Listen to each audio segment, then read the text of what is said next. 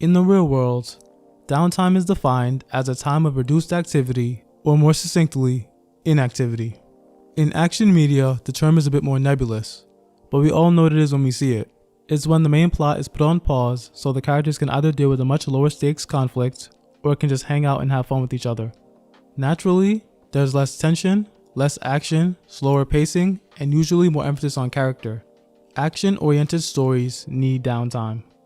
In a world now dominated by Netflix and other streaming giants, writers are often given miniature 8-episode seasons and are pushed into ending on high-stakes cliffhangers so that their corporate overlords give them the budget and time for another season. They naturally need to cut down the stories that they're telling to their bare essentials needed to tell a coherent narrative, often pushing major characters from plot point to plot point without a break. And what's the first thing to go in our new streaming reality? Downtime. The issue is that downtime isn't expendable.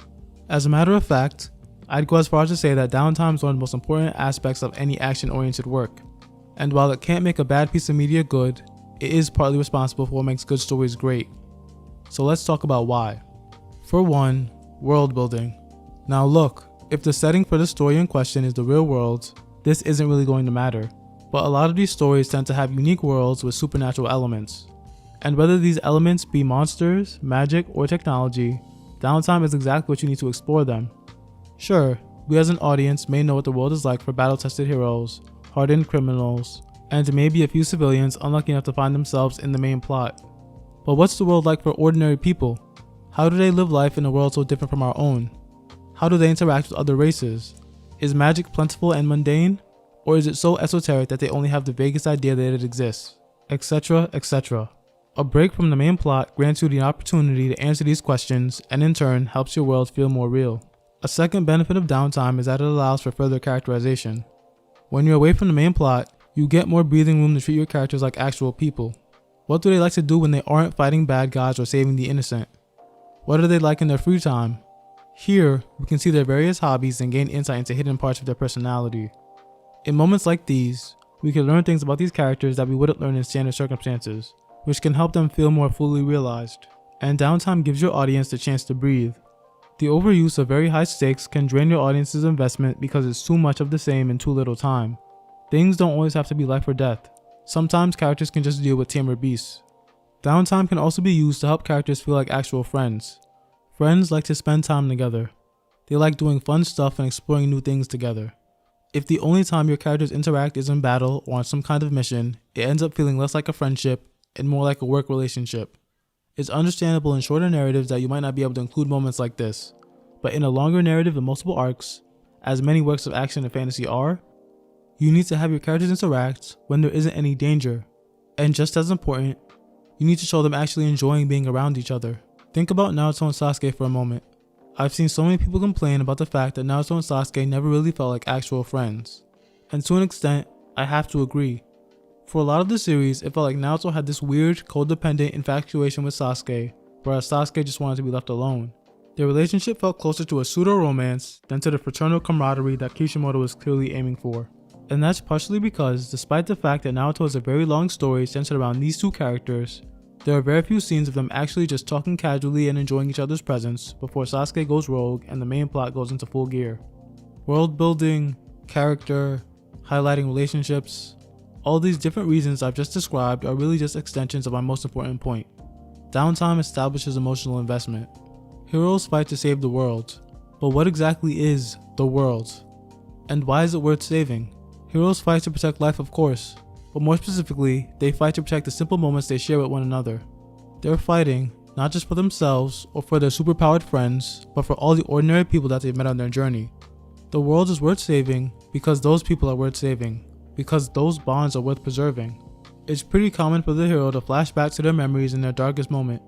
This trope is made infinitely more impactful when it's them remembering peace and happy moments with their friends and others, rather than them remembering some thrilling action scene, because it's those moments that they're protecting. Another great trope is when the world-ending threat is executing their plan to destroy or take over the world, and you see the entire world reacting to it. I mean, sure, you could rely solely on the reactions of the main cast, but the moment is so much stronger when we see all the people they've encountered. All the civilians, who might not have fought alongside them, but with whom they still shared moments of happiness, reacting to the end of the world, watching the sky turn red, watching the demons arrive, watching the walls of civilization crumble. Downtime gives you the opportunities to give the world a face. I'm talking about the people living in it every day and the moments they share. That's what makes the world-ending stakes more emotionally intense. When we truly understand what they're protecting, not just their immediate friends, but millions of lives, bonds, and little moments. And Downtime can also just be plain fun. To this day, people still look fondly at Dragon Ball's driving episode, and the thing I've always enjoyed about the movies are the leisure activities that the cast engages in before the designated movie villain arrives.